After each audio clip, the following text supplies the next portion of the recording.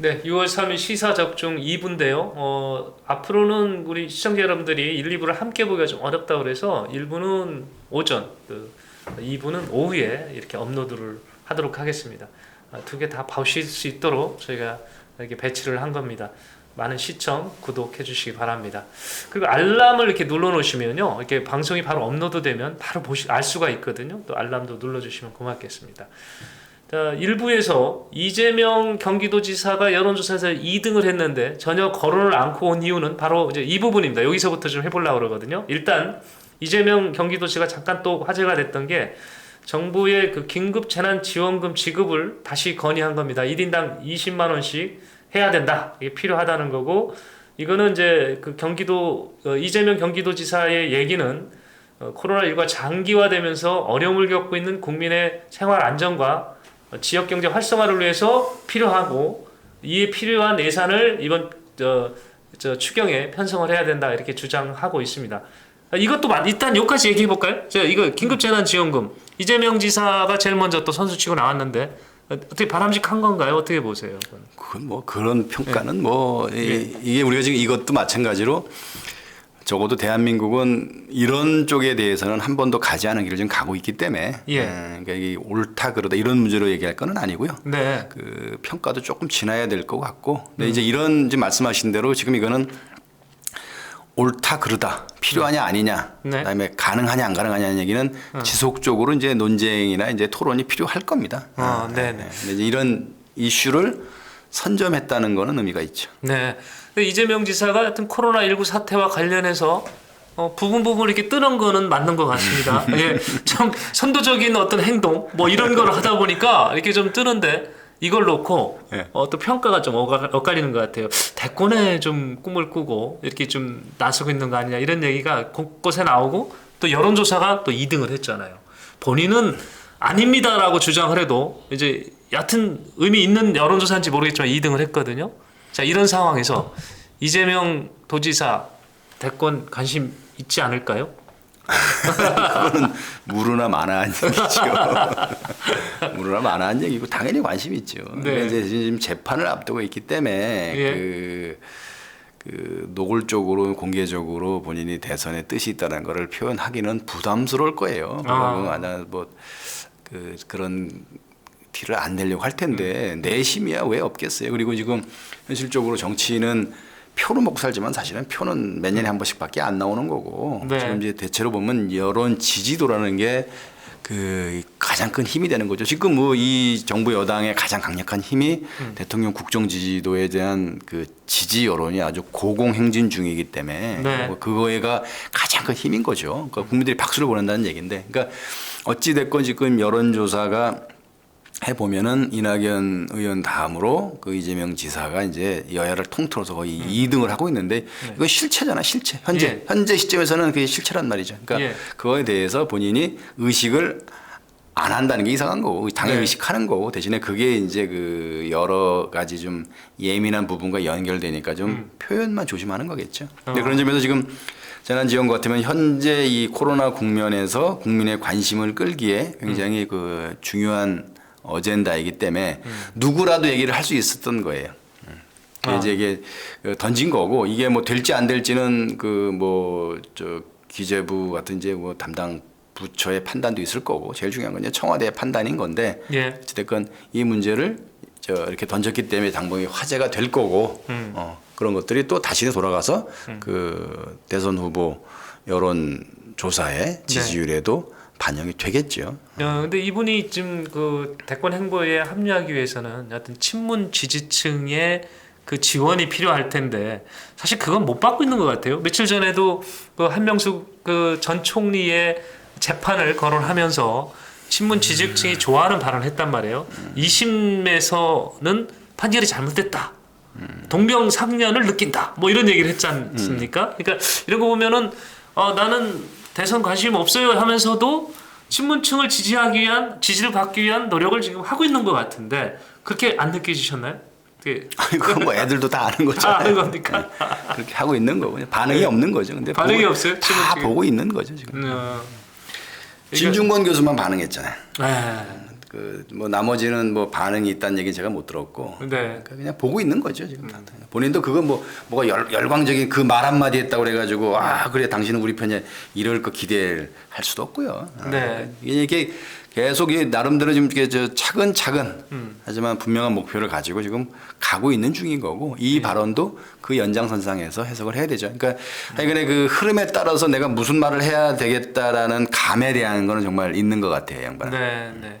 말씀하신 대로 그런 감이 좀 떨어지는 분이 제가 볼 때는 우리 저 박원순 서울시장이시고 그분은 뒷북은 잘 쳐. 근데 먼저 선도해서 치고 나가는 네. 거는 아닌 것 같아요. 그러다 보니까 이 둘 사이에 그런 게 좀 있는 것 같아요. 죄송합니다. 저희가 자꾸 박원순 시장도 이렇게 거명을 해야 되는데 거명할 게 안 없어. 안 하셔도 돼요. 안 해도 되는 거예요? 예. 그 근데 재난지원금 추가 지급도 이런 생각을 해봐요.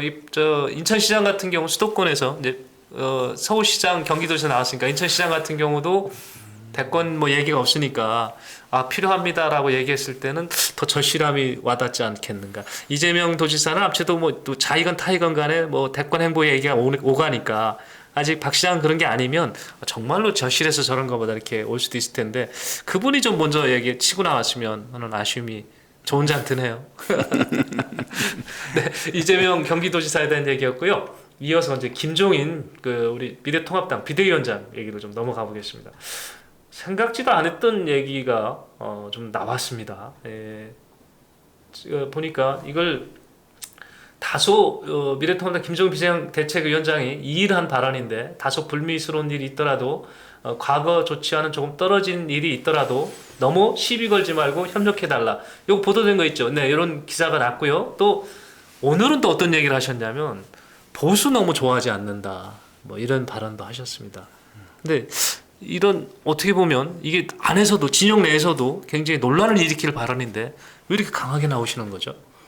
아니, 저건 뭐 강하다기보다는 저런 얘기는 하실 수 있는 거죠. 그러니까 예. 본인이 앞으로 이제 뭐 여러 번 그 언급했던 것처럼 뭐 창조적 파괴니, 뭐 파괴적 혁신이니, 그다음에 뭐 그 이전에 안 했던 걸 하려는 어떤 저 진취적 그 뭐 정당을 만들겠다니 한 거를 보면 좀 우리가 상상할 수 있는 범위보다 네. 조금 더 나간 변화를 추구할 텐데 그럼 예. 당연히 당내에서 그 반발도 있을 거고 다른 의견도 있는데 그게 당장은 받아들이기 어렵더라도 좀 우리가 살기 위해서 이 미래통합당 내지 뭐 보수정당이 다시 살기 위해서 그 어쩔 수 없이 가야 되는 길이니까 이해하고 좀 당분간은 협력해 달라 뭐 이런 취지인 거죠. 그러니까 어떻게 보면 뭐 그냥 처음 던진 거고 이게 이 잘못되면 그 우리 아까 얘기했던 것처럼 그 민주당에서 입 다물라. 뭐 쓸데없는 저 각각 얘기를 너무 안 했으면 좋겠다는 얘기하고 비슷하게 당내에 대한 통제로 오해될 수도 있어요. 근데 이제 그게 뭐 여기는 안 되고 여기는 되고 이런 게 아닌데 하여간 어떤 식으로 할 거냐.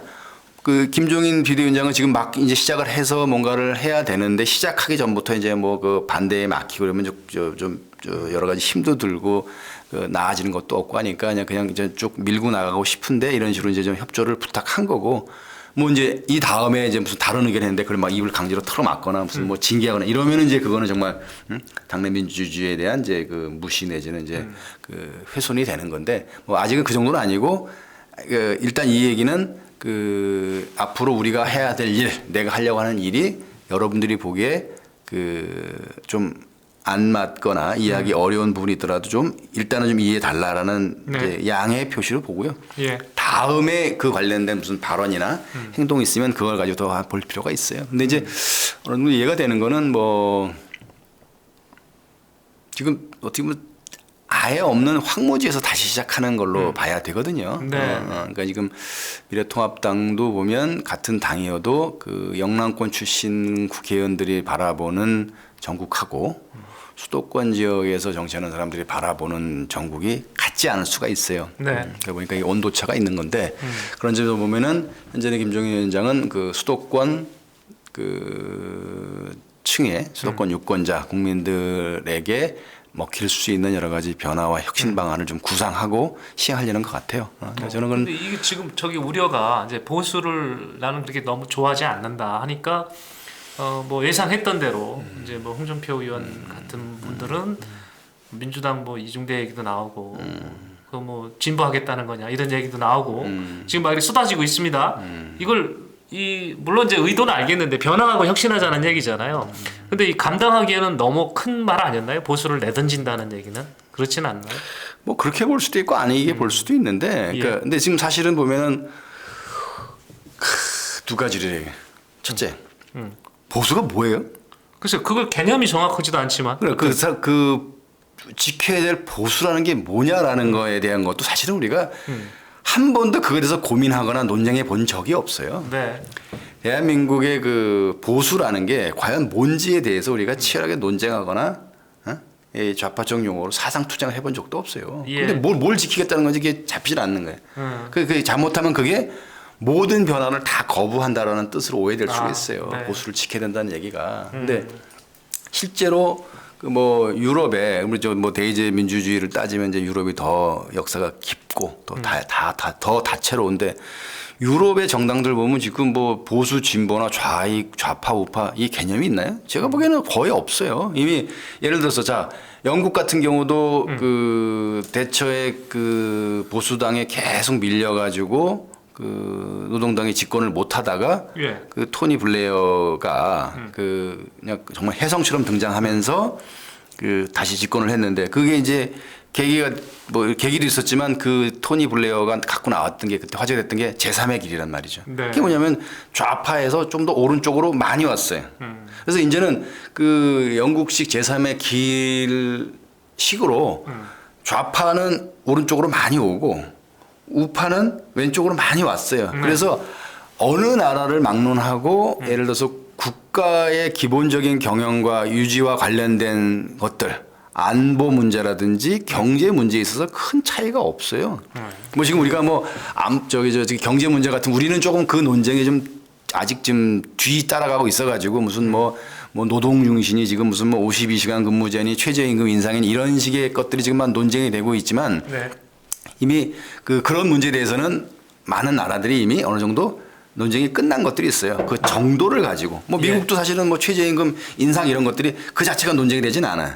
어느 주 어느 시가 좀 더 많이 주고 덜 주고 막 이런 것 때문에 그게 되니 안 되니 뭐 하는 거지만 그러니까 이제는 그 보수 진보 얘기를 하기엔 세상이 너무 많이 바뀌어서 바뀌어서 이미 그 얘기를 하는 것 자체가 시대에 뒤떨어질 수 있어요. 근데 더 중요한 거는 과연 우리나라의 보수가 뭐고 진보가 뭔가에 대해서 그 몇몇 말하기 좋아하는 사람들 빼고 네. 우리 국민들 전체는 무슨 그걸 고민해 보거나 토론하거나 합의해 보거나 이런 과정이 있었냐고. 근데 갑자기 무슨 진보의 가치 뭐 보수의 가치 얘기하는데 그게 뭔가 싶은 사람이 더 많을 거예요. 네. 그러니까 거기 더해서 사실 이 보수 진보 이 개념이 어떻게 보면 산업화 시기 제조업 시기에 맞았던 방법일 수도 있어요. 특히 이제 보수 같으면 현재 우리가 말하는 보수라는 거는 그 보수의 개념이 냉전 시대 그리고 우리가 그 제조업을 중심으로 해가지고 경공업 중공업으로 넘어오면서 제조업 중심의 그 산업화 과정을 넘길 때 그 시기에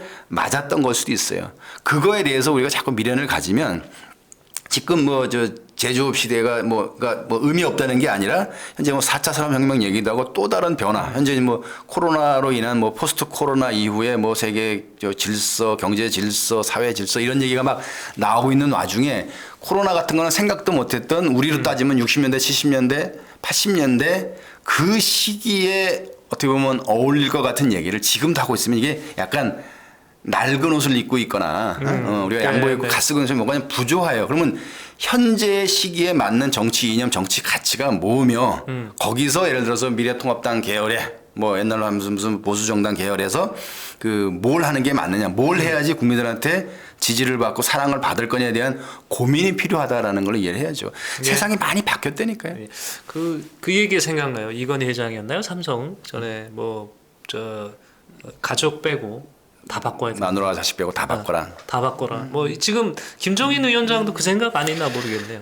뭐 이미 그런 거는 이제 기본으로 깔려 있는 거고, 그러니까 이제 예를 들어 그런 거죠. 우리가 이제 그런 식으로 이제 그 뭐 말이 창조적 그 혁신, 창조적 파괴 얘기하지만 사실은 그 지금 아까 말한 이건희 회장의 그 말씀도 있고 저는 좀 또 다른 의미로 정치권에서는 저는 노무현 전 대통령이 하신 얘기 중에 반미면 어때?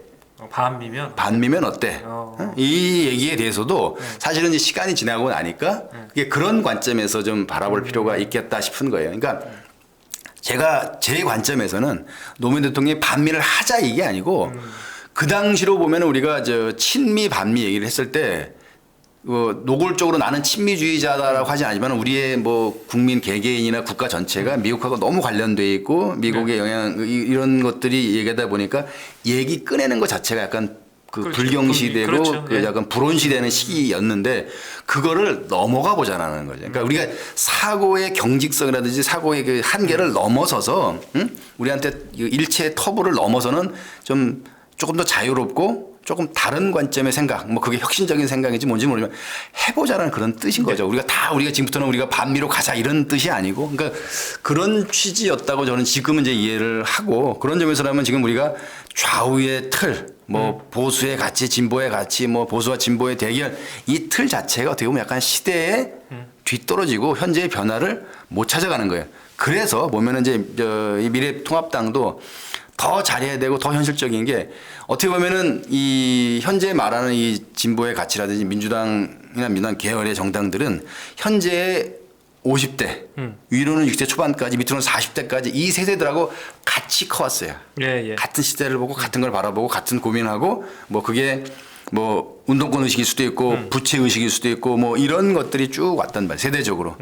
근데 과연 이 미래통합당이나 미래통합당 계열의 정치 진영이 정치권이 정치 세력이 누구를 대상으로 무슨 얘기를 할 거냐에 대한 걸 지금부터 정말 진지하게 고민을 해야 돼요. 저는 세대적으로 보면은 현재 40대 50대를 다시 설득해서 사실은 당신들이 가는 길이 잘못된 거니까 우리한테로 와 이렇게 설득돼서 난 넘어온다 보지 않아요. 세대에 대한 이거는 어느 정도 그 지지율의 격차가 있어도 이 세대에 대한 거는 제가 보기에는 건드리기 쉽지 않아요.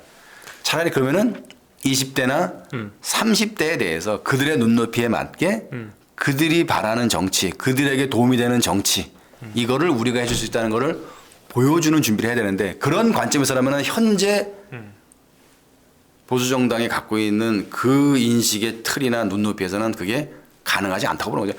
정말 창조적이고 파괴적인 혁신이 있어야지 생존이 가능할 거라고 봅니다. 저는. 네, 김종인 위원장의 어떤 내심을 저희가 좀 훑어봤는데 아니 김종인 위원장의 내심이라기보다는 그런 걸 할 건데 저는 이제 제가 생각이 그렇다는 얘기죠. 예. 하여튼 뭐 저희가 엿본 거니까. 네네. 예. 그런데 그 저는 그날 회의 때 좀 참석하지 않은 의원을 좀 이렇게 살펴봤더니 두 분이 안 했더라고요. 주경태 의원, 그다음에 장제원 의원이 참석 안 했던데 이분들은 비대위를 평상시도 좀 반대를 해왔었던 분들이잖아요. 그렇죠. 앞으로 김종인 위원장이 활동을 하거나 당을 이끌어가는데 또 중량감 있는 의원들이다 보니까 문제가 되지는 않을까요? 어떻게 보세요? 뭐 좀 두고 봐야죠. 그러니까 이제 이게 뭐 사실은 난 너하고 말도 안 해 이런 식으로 하는 건 내가 애들 하듯이 뭐 삐지거나 토라진 거고. 그러니까 사안별로 의견들이 나올 텐데. 예. 그건데 이제 저 김종인 위원장의 발언은 네. 그 이견이 있고 나하고 맞지 않더라도 이게 길게 보면 그 당의 생존과 혁신 그리고 다시 이제 뭐 정권을 되찾아오는데 필요한 과정이니 좀 인내하고 좀 받아들여 달라는 뜻이고 반대로 아무리 그렇더라도 그거는 우리가 용납할 수 없다라고 의견이 나올 수도 있겠죠. 근데 그 의견을 어떻게 수렴하고 그 관리하느냐가 이 미래통합당의 그 당내 민주주의 문제든 네. 당의 진로에 대한 당의 뭐 화합이든 이런 문제를 평가할 수 있는 척도가 될 것 같아요. 아직은 조금 저 예단하긴 이르고요. 예. 그러니까 그럴 가능성이 잠재돼 있고, 근데 그게 어떻게 현실화되나 어떻게 표출되느냐를 사안별로 놓고 좀 볼 필요가 있고 그게 몇 가지 쌓였을 때 이제 예측이 좀 가능하겠죠. 네. 오늘 그 시사 적중 2부에서는 김종인 비대위원장의 그 리모델링 사업 이제 출발했는데 저희가 좀 의견을 해봤고요. 또 이재명 경기도지사 뭐 여론조사에서 2등까지 지금 올라가 있습니다. 이재명 지사의 재난지원금 추가 지급 요구 내용 그리고 배경도 함께 알아봤습니다. 박사님 오늘 여기까지 네. 마무리하겠습니다. 고맙습니다. 네, 고맙습니다. 네. 수고하셨습니다.